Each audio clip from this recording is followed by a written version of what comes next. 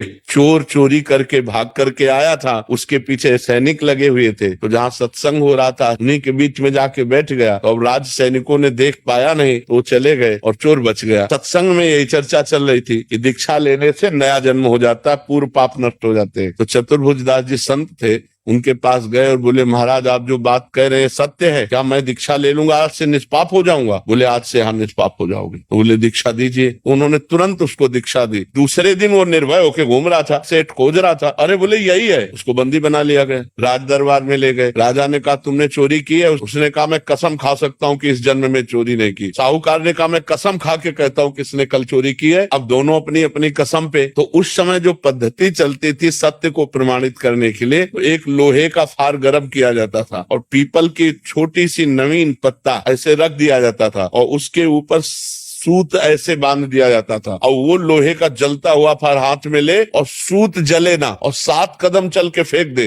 वो सत्य माना जाता था। तो ऐसा ही चोर के साथ किया गया। जे ही पूरी पद्धति करके ऐसे फार और 7 कदम चला, फेंक दिया, बिल्कुल सूत ज्यों का त्यों। अब तो राजा ने सेठ को कहा इसे फांसी दो। जब उसकी फांसी की बात कही तो बोले सरकार नहीं वो भी सही है। बोले कहानी ये है कि हमने कल चोरी की थी लेकिन फिर हमने दीक्षा ले ली, तो दीक्षा से नया जन्म हो जाता है, इसलिए मैंने इस जन्म में चोरी नहीं की।